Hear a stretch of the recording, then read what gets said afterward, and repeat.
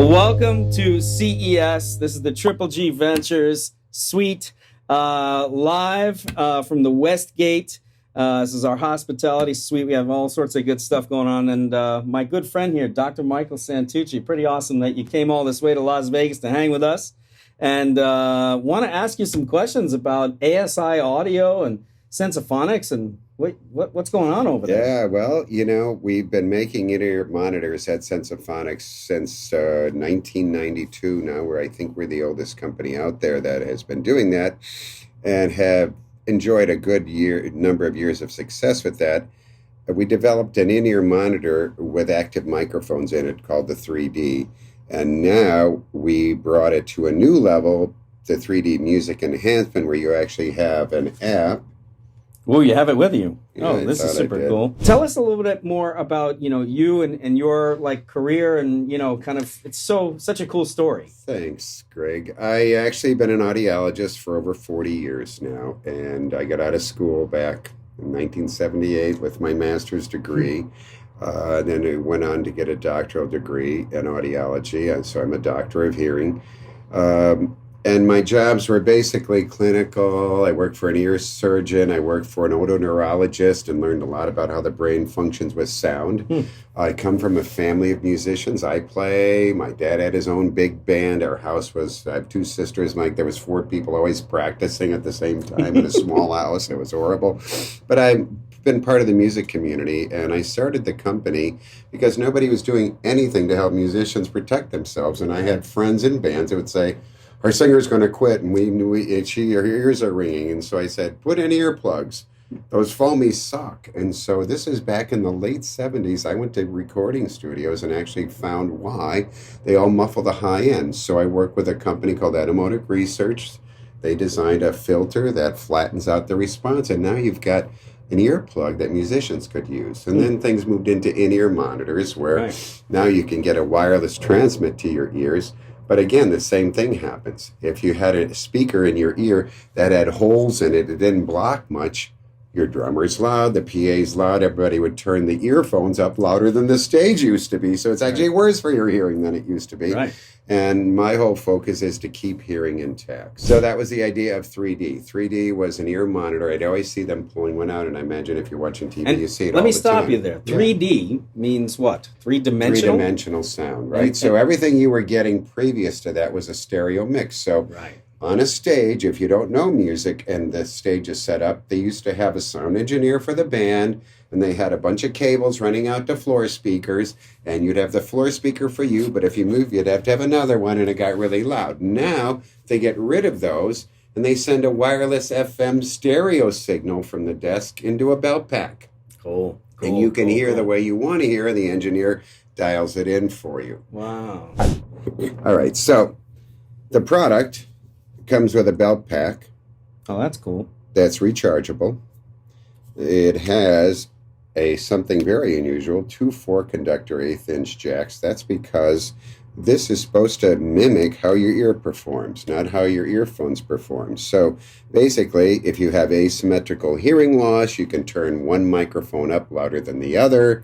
You can change the EQ on them separately, and that's how our ears work. They don't work together. And a lot of people have this where it's kind of off-center. It's off-center. That happens sometimes. And how do you control it? Well, we have an app that'll go on your phone, and this app actually has mic level control. So you can turn the mics down on each side or join them. Mm-hmm. You also have limiting, and the limiter is not a compressor. It's a peak limiter slow, so it keeps your average sound level around where you're setting it, but it's not really that noticeable. Mm-hmm.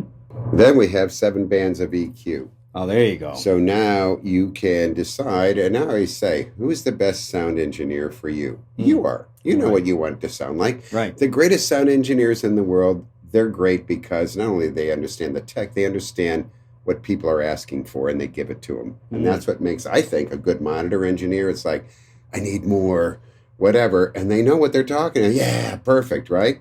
Well, this is your own, so you're your own sound engineer, so you can design this to sound any way you want.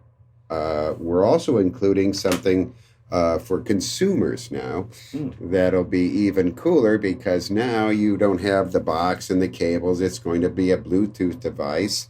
And it's the same technology that the rock stars are using. I mean, we're talking, Dave Matthews and Mitch Malloy from Great White, and this is pro audio quality. But for consumers, you'll be able to sit there in the audience and, if your hearing isn't as good as it used to be, you can fix it to make the show sound the way you want. If it's too loud, it actually has something called DB Check, a patented device that'll tell you how loud the show is and where you should turn the volume so you don't risk injury to your hearing. I mean, that's amazing. So it doesn't really matter where you're sitting. If you're sitting up in the audience or you're sitting, next to the speakers or at the top, that's correct. Doesn't matter. That's correct. That's amazing. So, we think that sound engineers do a good job, and I'm not trying to upend these top A-list sound engineers because a lot of them are my friends, right? And they do a great job.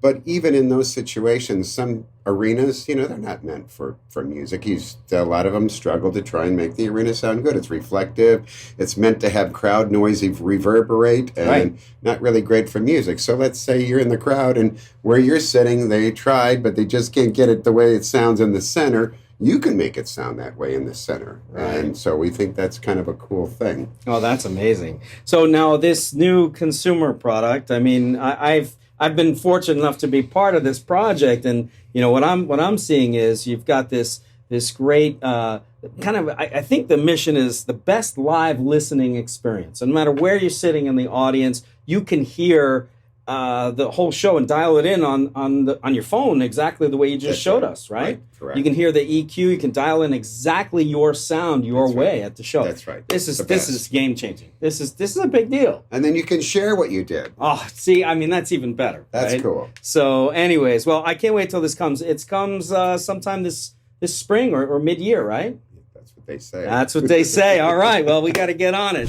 So we're at the Consumer Electronics Show. You've come from this kind of pro audio space. You're working on bringing it to the consumer channel, and this is really exciting.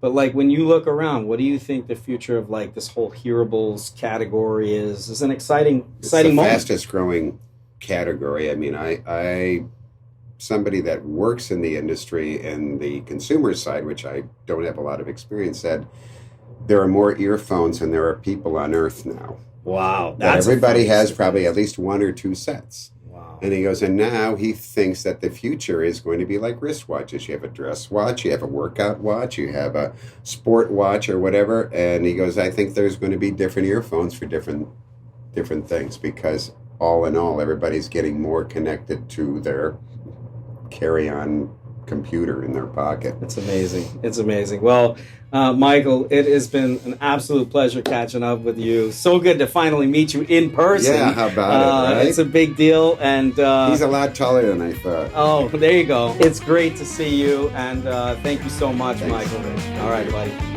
There it is. Social distance. That's it.